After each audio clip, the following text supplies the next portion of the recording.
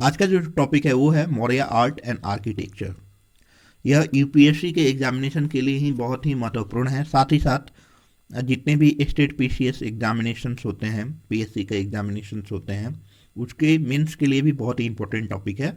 और बीपीएससी के लिए, बिहार पब्लिक सर्विस कमीशन का जो एग्जामिनेशन है, उसके लिए तो बहुत ही इंपॉर्टेंट है, क्योंकि हर अल्टरनेट ईयर में ये टॉपिक आता रहता है। इसका कोई ना कोई डायमेंशंस आते रहते हैं। तो हम मौर्यन आर्ट एंड आर्किटेक्चर के जितने भी डायमेंशंस हैं उसके बारे में हम लोग आज पूरा डिस्कशन करेंगे। तो मौर्य कला का जो विकास हुआ था वो चौथी शताब्दी ईसा पूर्व से द्वितीय शताब्दी ईसा पूर्व के बीच में हुआ था। इसको हम दो भागों में बांट सकते हैं। पहला जो भाग है वो राजकीय कला और दूसरा जो है लोक कला। राज्य कला में पैलेसेस, स्तंभ, स्तूपा और पॉपुलर आर्ट जो लोक कला कहा जाता है जिसे, उसमें गुफाएं, पॉटरी और मूर्तिकला आती है। कोर्ट आर्ट जो होता है वो रूलिंग क्लास जो होते हैं, जो शासक होते हैं, उन शासकों के आदेश के अनुसार ही बनाया जाता है। और उसमें जो कलाकार समाहित होते हैं वो अधिकांश दरबारी कलाकार ही रहते हैं।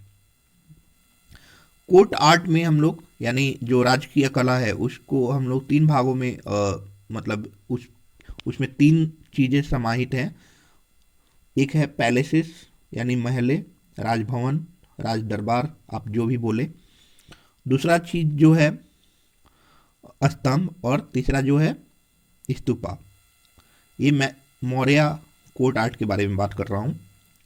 तो पैलेसेस के बारे में बात किया जाए, मौर्य जो पैलेसेस थे, तो चंद्रगुप्त मौर्य ने जिस महल का निर्माण करवाया था, जिस राजभवन का, जिस राज दरबार का निर्माण करवाया था, वह मौर्य स्थापत्य कला का एक बहुत ही उत्कृष्ट उदाहरण है। यह पाटलिपुत्र के कुम्हरार नामक एक जगह है बिहार में, वहां पे इसका निर्माण कराया गया था। पाटलिपुत्र मौर्य साम्राज्य का राजधानी भी था। इसमें एक सेंट्रल असेंबली हॉल है, एक सभागार है, जिसकी जो डायमेंशन है वो 140 इंटू 120 फीट है। और इसमें 80 पिलर्स हैं, पिलर्स पाया गया है। और इसकी जो व्याख्या है, ये कहाँ से हमें पता चलती है? इसकी व्याख्या हमें मेगास्थनीज की बुक इंडिका से पता चलती है। अब आते हैं, अशोका का जो महल है वो कुम्हरार में मिला है। ये 3 तला है और लकड़ी का बना हुआ है। इसका जो तीनों तला जो है वो वुडन स्ट्रक्चर है। अब इसकी विशेषताएं, इन राजभवनों, राज दरबारों या कंपाउंड ऑफ एम्पायर बोल सकते हैं आप पैलेसेस को, जो विशेषताएं हैं उसके बारे में डिस्कस करते हैं। तो इसमें जो मुख्य रूप से जो एलिमेंट्स यूज किए गए थे वो लकड़ी के थे। ठीक है, तो लकड़ी मुख्य रूप से इसमें इस्तेमाल किया गया था इसको बनाने में।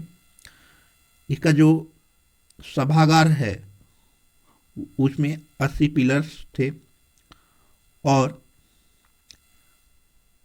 ये जो डिजाइन है, जितना मौर्य आर्किटेक्चरल जितनी भी डिजाइन है, स्थापत्य कला जो बोलते हैं उसका जो, और पर्शियन जो स्थापत्य कला थी, पर्शियन जो पैलेसेस थे, उसमें कुछ समानताएं दिखाई देती हैं। इन महलों के जो दीवाल थे वो कार्विंग उस पे किए गए हैं। उस पे मूर्ति कला का एक उत्कृष्ट नमूना आपको दिखाई देगा, कलाकारी का। और जो फर्श और छत जो है वो लकड़ी के बने होते थे। ठीक है,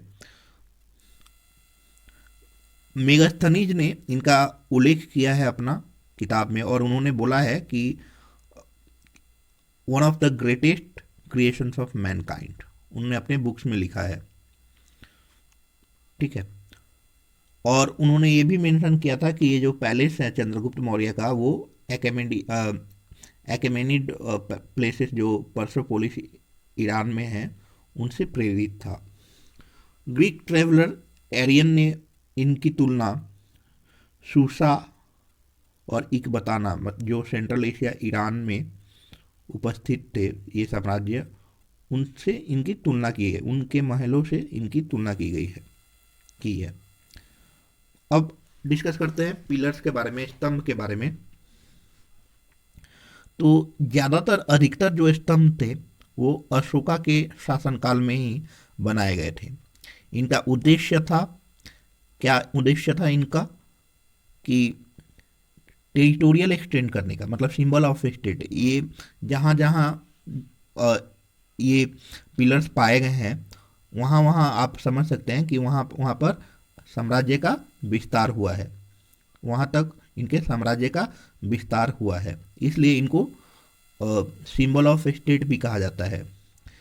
और ये विजय के प्रतीक भी थे। जो भी युद्ध होते थे उनके उस युद्धों में मरने वाले जो सैनिक थे या उस युद्ध में जो विजय प्राप्ति होती थी उनके यादगार में भी ये इंस्क्रिप्शन उस पर किया गया है। ये धम्म का भी प्रचार करते थे। जो बौद्ध धर्म जो थे उनका प्रचार के लिए इन स्तंभों का उपयोग किया जाता था। उन पे आइडियोलॉजी जितनी थी, बुद्धिज्म आइडियोलॉजी उन पे लिखी जाती थी, जिससे लोग जागरूक होते थे। उसके बाद से एक संवाद का भी एक माध्यम होता था। उस पे बहुत सारे जो शाही, जो दरबारी आदेश थे वो या जानकारियाँ जो थी वो लिखी जाती थी। अब इन स्तंभों की विशेषताओं के बारे में बात करें तो इनकी विशेषताएं ये थी कि ये चुनार जो सैंडस्टोन है उनसे मिलकर उनसे बना हुआ था। जो बोलते हैं आप बलुआ पत्थर, जो चुनार यूपी और मथुरा से आयात किया गया था, वहीं उसी से बना हुआ था। उसके बाद से इसका जो शैफ्ट जो है, यानी वो जो तना का जो भाग है, जो डंट एकदम वो सर्कुलर था, मोनोलिथिक सर्कुलर है, गोलाकार है और मोनोलिथिक है, मतलब एक ही प्रकार के पत्थर से बना हुआ है।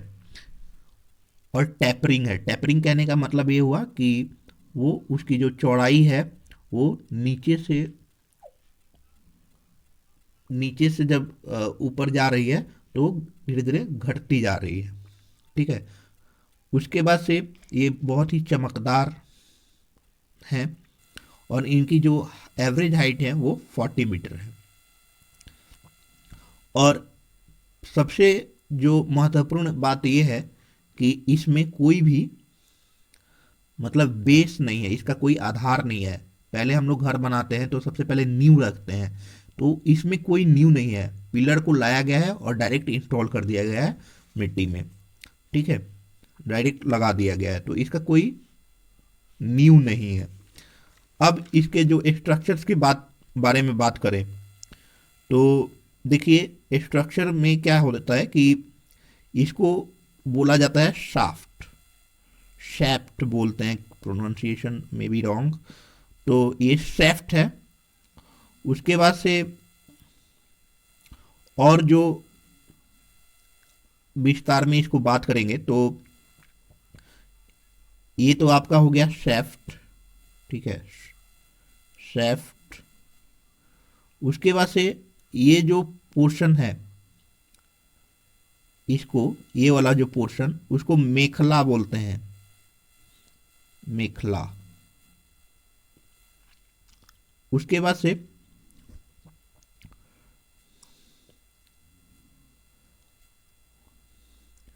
उल्टा मेखला के जैसे ही ऊपर जाइएगा आप तो आपको एक इन्वर्टेड लोटस मिलेगा आपको। जिस इन्वर्टेड, ये लोटस, ये इन्वर्टेड लोटस है, इन्वर्टेड लोटस।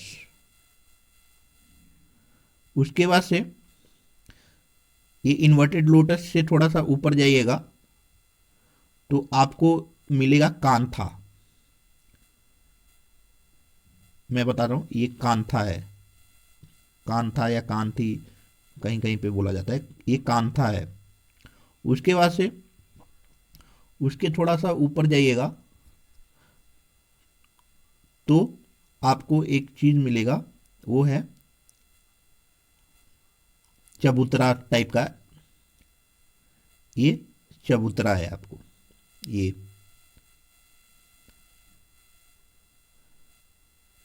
ये आपका चबूतरा। और चबूतरे के ऊपर एक एनिमल कैपिटल होता था।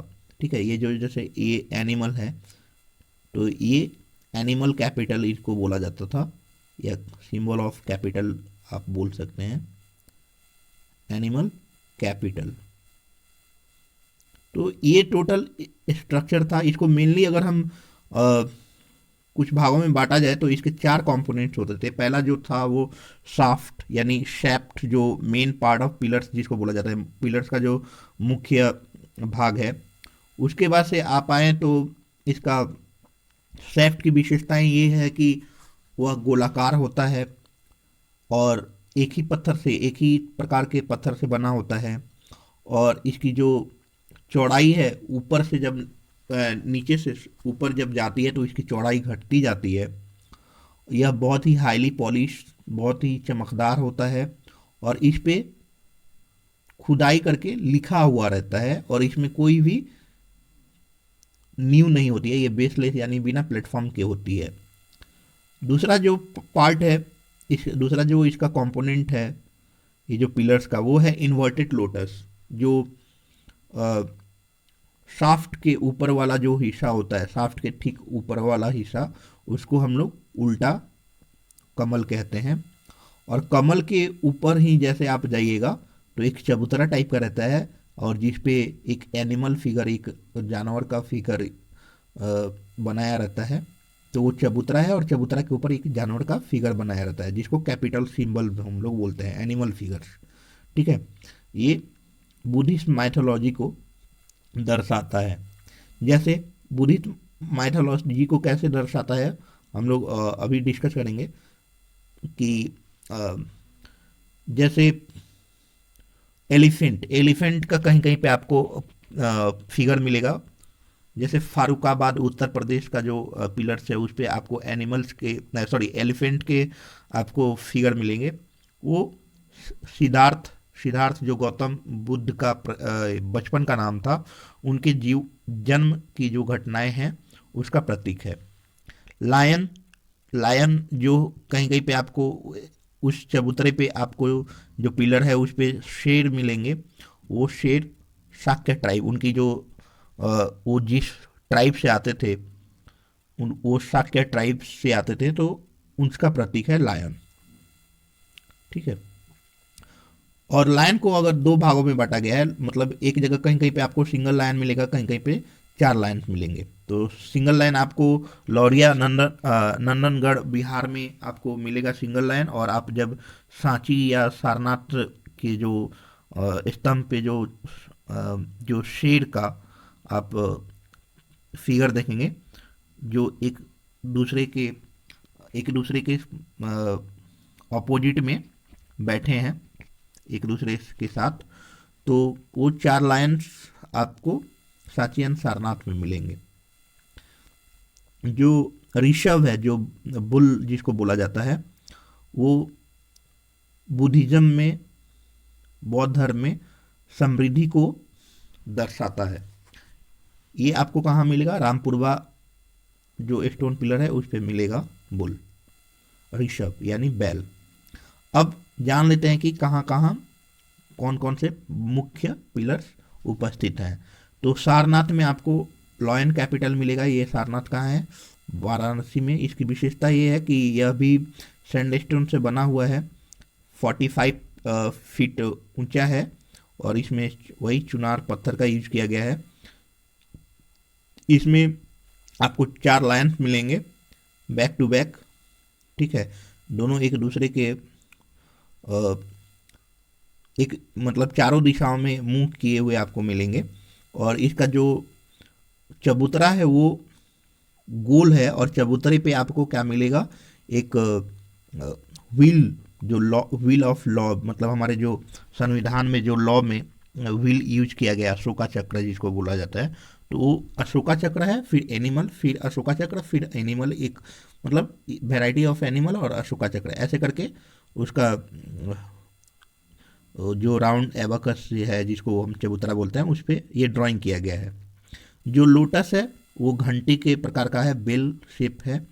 और जो यहीं से आपका जो इसको ही हम लोग गवर्नमेंट ऑफ इंडिया जो है, हमारी जो भारत सरकार है, उसको राष्ट्रीय चिन्ह या राष्ट्रीय प्रतीक मानी है, और ये बहुत ही हाईली पॉलिश्ड है।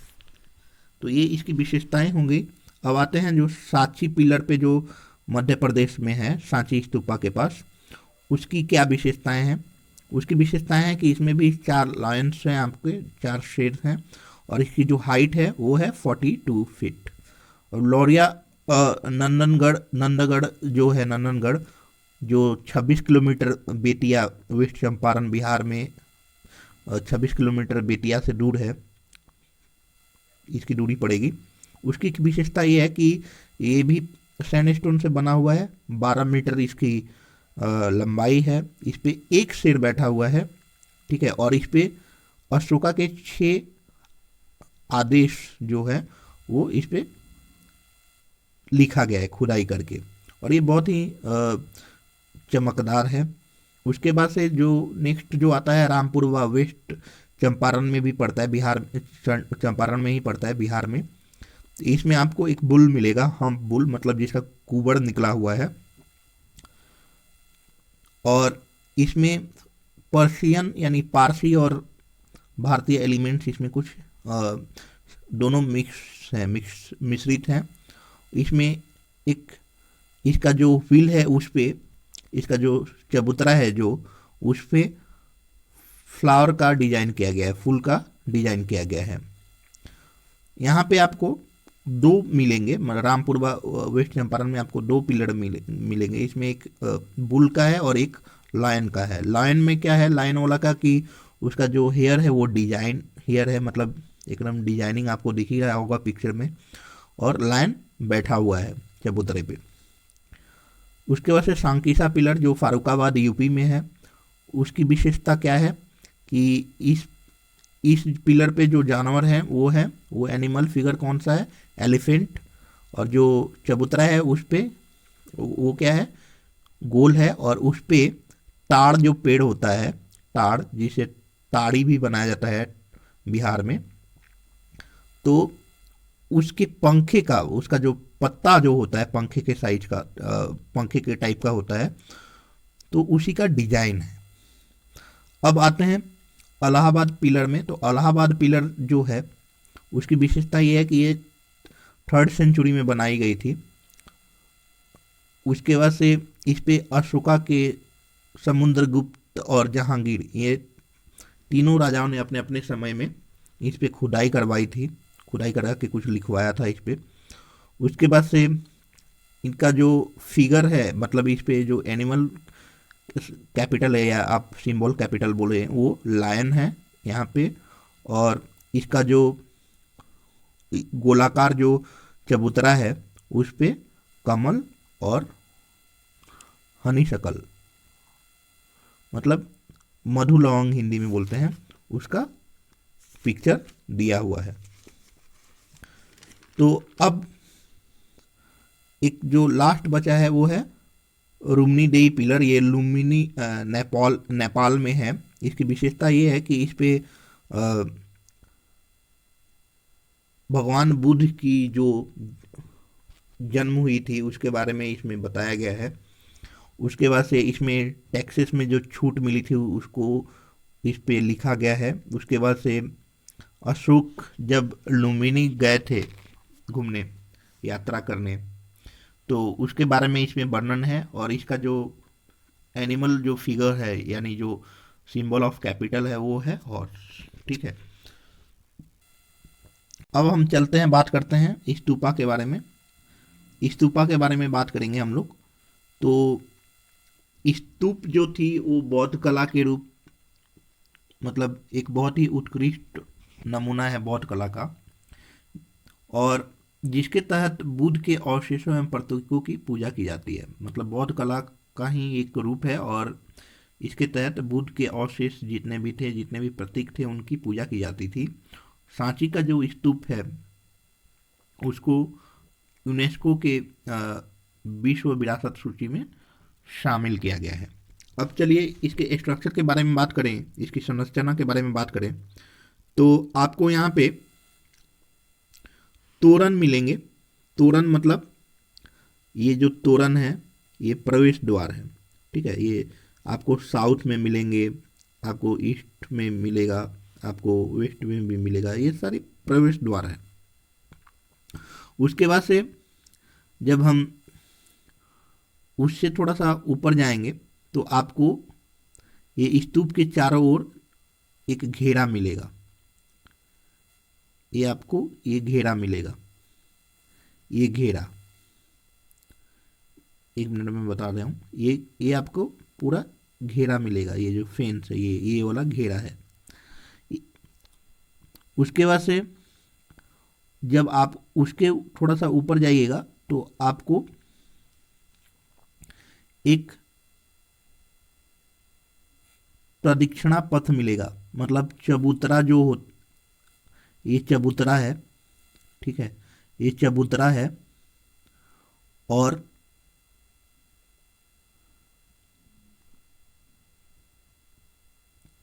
यहाँ पे आपको ये जो है, यहाँ से आप गोल गोल घूम सकते हैं, तो इसको हम लोग क्या बोलते हैं, प्रदक्षिणा पथ।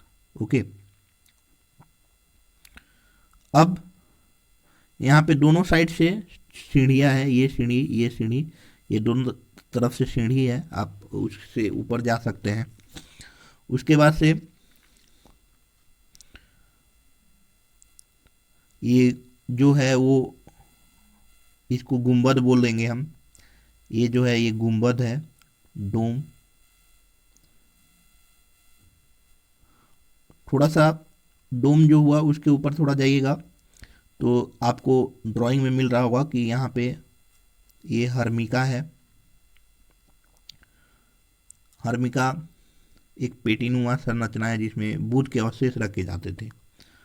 थोड़ा उसके ऊपर जाइएगा तो ये आपको छत्र और यष्टि मिलेंगे। ये क्या करते थे कि मतलब ये श्रद्धा, सम्मान और जो उदारता है उसके प्रतीक को धारण करने हेतु इनका निर्माण होता था, ठीक है। मतलब अब हम लोग डिस्कशन करते हैं पॉपुलर आर्ट के बारे में, जो लोक कला है। लोक कला में मैंने बताया था कि इसमें जो कॉमनर्स जो होते थे, जो स्वतंत्र जो कलाकार होते थे, जो आम आदमी होते थे, वो इसमें भाग लेते थे। इसमें भी 3 चीज़ें समाहित है। पहली चीज़ जो है वो केव्स यानी गुफा या गुहा बोल सकते हैं, या बिहार। उस समय बिहार, गुहा बिहार या गुफा बिहार के रूप में ये प्रचलित था। और बिहार में अधिकांश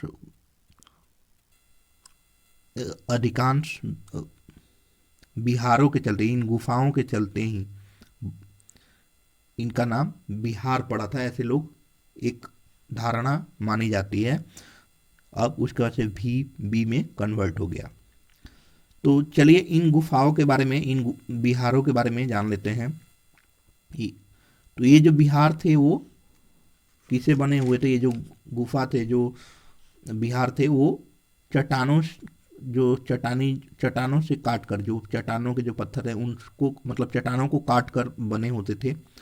और यहाँ पे जो बुद्धिस्ट, बौद्ध धर्म और जो जैन धर्म वाले जो साधु होते थे वो इन गुफाओं में, इन गुहों में रहा करते थे। ये अधिकांश जो पाया गया है वो गया बिहार में पाया गया है, और इसके जो मेन लोकेशन है वो बराबर हिल्स और नागार्जुन हिल्स हैं। इन दोनों पहाड़ियों में ये गुफाएं अधिकतर पाए गए हैं। इनकी विशेषताएं हैं कि इसमें 2 कमरे हैं, कमरे चतुर्भुजकार हैं, छत जो है बेलनाकार है, और बहुत ही चमकदार दीवारें, छतें, इनकी जो दीवार और जो छतें हैं वो बहुत ही चमकदार हैं। और इनके जो दरवाजे होते थे, प्रवेश द्वार जो होते थे, वो लकड़ी के होते थे। अब चलिए मूर्ति कला के बारे में बात करते हैं। मूर्ति कला को अगर हम दो भागों में अगर बांटें कि जो स्तंभों पे जो अ, कलाकारी जो मिलती थी आपको, ठीक है, वो राजकीय कला के अंतर्गत आती थी। मतलब राज्य राज्य दरबार जो थे, जो शासक जो थे, सम्राट जो थे, वही उन पे वो कलाकारी करवाए थे। उसके बाद से दूसरी जो चीज़ आती है वो है लोक कला, यानी स्वतंत्र कलाकारों द्वारा निर्मित मूर्तियाँ। तो इनका स्थान कहाँ कहाँ है, ये मूर्तियाँ जहाँ जहाँ से मिली हैं उसके बारे में थोड़ा जानकारी ले लेते हैं। तो एक आपको मूर्ति मिली है, वो है दीदारगंज, यानी पटना, जो बिहार के पटना में एक जगह है दीदारगंज। वहाँ से आपको एक यक्षिणी की मूर्ति मिली है। यक्षिणी बोलिए या यक्षी बोलिए इंग्लिश में। एक फीमेल अर्थ स्पिरिट है। इसकी विशेषता ये है कि ये 5.5 फुट, मतलब 5 फुट 2 इंच इसकी हाइट है। ये बहुत ही चमकदार, मतलब देख ही रहे हैं आप कितनी चमकदार पिक्चर है इनका। उसके साथ साथ एक नारी सौंदर्य जो है उसका नारी सौंदर्य का को भी दर्शाता है ये मूर्ति। अब बेसनगर मध्य प्रदेश में जो मूर्ति मिली है वो भी यक्षिणी की है। उसकी हाइट 6.7 फीट है। परखम जो मथुरा उत्तर प्रदेश में 7 फीट की आपको सैंडस्टोन से बनी हुई हाईली पॉलिश्ड यक्ष मूर्ति, यक्ष मतलब मेल, ठीक है, यक्षिणी मतलब फीमेल, तो उसकी मूर्ति मिली है। फिर राजघाट वाराणसी में जो है उसमें यक्ष का मूर्ति मिला है जिसमें 3 मुंह हैं और वो भी सैंडस्टोन का बना हुआ है, बालुई पत्थर से बना हुआ है, बलुई पत्थर और पॉलिश किया गया है। अब आगे बढ़ते हैं पॉटरी के बारे में। बिहार के बहुत सारे जगहों से और भारत के और अन्य कई जगहों से बहुत सारे बर्तन मिले हुए हैं। और ये जो बर्तन हैं, मौर्य पीरियड के जो बर्तन हैं, वो एकदम चमकते हुए ब्लैक कलर के मिले हैं। मतलब एकदम चमकता हुआ काले कलर का बर्तन मिला हुआ है जो एकदम पॉलिश किया गया है। अब ये इन कलाओं के बारे में पढ़ने के बाद से हम कुछ आलोचनाओं के बारे में बात करेंगे कि इसकी क्या आलोचना की जा सकती है। इसमें आलोचनाएं हैं, इसमें कुछ धारणाएं हैं। कुछ लोग बोलते हैं कि ये पारसी जो कला है, जो ईरानी कला है, उससे ये कॉपी किया गया है। मौर्य कला जो है उससे कॉपी किया गया है बहुत सारी चीज़ें। तो उसके पक्ष और विपक्ष में हम लोग बात करेंगे। बहुत सारे ऐसे जो हिस्टोरियंस हैं, जो इतिहासकार हैं, जो पूरा तत्वशास्त्री जो हैं, जैसे जॉन मार्शल, पर्सिन ब्राउन, ये सब मानते हैं कि जो मौर्य कला और जो पारसी जो कला है, उन दोनों की जो स्टाइल है वो एक समान है, उनकी जो तरीके हैं वो एक समान है। तो इनके फेवर में कुछ बातें कर लेते हैं कि जैसे मौर्य कला में जो कमल है वो उल्टा है, और जो पर्शियन कला है, जो पारसी कला है, उसमें भी देखा गया है कि उसमें उनके जो पिलर्स में जो जितने भी लोटस हैं वो क्या है, इन्वर्टेड है, ठीक है। उसके बाद से उनके पिलर पे भी जो शाही आदेश थे, जो राज दरबारी आदेश थे, संदेशा था, उनके पिलरों पे भी खुदाई करके लिखा गया है। और मौर्य मौर्य मौर्य पीरियड में जो पिलर्स हैं उसमें भी वही सिमिलरिटी मिलती है। कुछ जो इतिहासकार हैं, जो भारतीय इतिहासकार हैं, इस बातों से सहमत नहीं है। बोलते हैं कि नहीं, उनमें और पारसी कला और जो मौर्य कला है उसमें बहुत सारे डिफरेंसेस हैं। क्या क्या डिफरेंसेस हैं कि वो बोलते हैं कि अधिकांशतः भारतीय कला समीक्षक जो मौर्य कला पर ईरानी प्रभाव की बात को स्वीकार नहीं करते हैं, उन्होंने मौर्य कला में कुछ अंतर बताए हैं जो हम पढ़ रहे हैं अभी। पहला वो बोल रहे हैं कि जो मौर्य कला जो है वो गोलाकार है, अधिकतर गोलाकार है, लेकिन जो पारसी कला में जो पिलर है वो रेक्टेंगुलर है। उसके बाद से हमारा जो मौर्य कला है वो जो पिलर मिले हैं वो उसमें कोई भी नींव नहीं है, बेसलेस है, ठीक है, कोई भी प्लेटफॉर्म नहीं है, लेकिन उनके जो स्तंभ है उसमें नींव है। उस हमारे यहाँ डायरेक्ट इंस्टॉल किया गया है, लेकिन वहाँ पे डायरेक्ट इंस्टॉल नहीं किया गया है। उसके बाद से मोनोलिथिक है हमारी जो मतलब एक ही प्रकार के पत्थर से बनी हुई है, वहाँ पे बहुत सारे पत्थरों से मिलकर उनका निर्माण कराया गया है। हमारी जो पिलर्स हैं या मूर्तियां हैं वो बहुत ही चमकदार हैं, उनकी जो सतहें हैं वो बहुत चमकदार हैं, बल्कि उनकी मूर्तियों, उनकी स्तंभों की बात करें तो वो बहुत ही खुरदरी हैं। और हमारे जो पिलर्स हैं उन पे जो टॉप पे जो सिंबल ऑफ कैपिटल मैंने अभी बताया उस पे एनिमल फिगर है, लेकिन उनमें वहाँ ह्यूमन फिगर है। तो ये डिफरेंसेस है, पिलर्स के बारे में हम लोग बात कर रहे थे ये।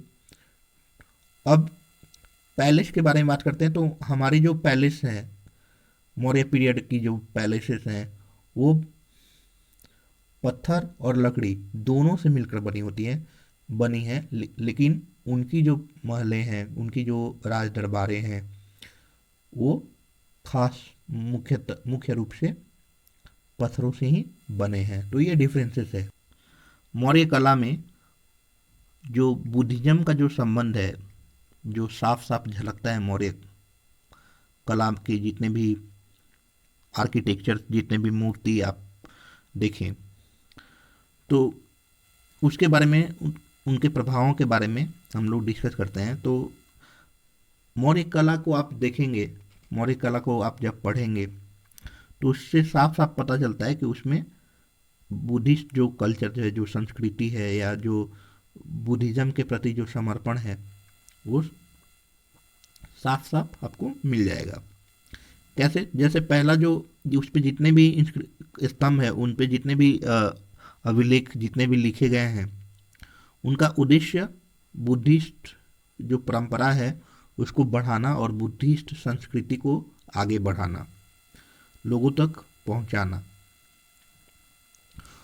उसके बाद से स्तंभ पे जो कैपिटल फिगर्स मिले हैं, चबूतरे पे जो जितने जो एनिमल्स हैं, उनका संबंध बुद्धिज्म से है।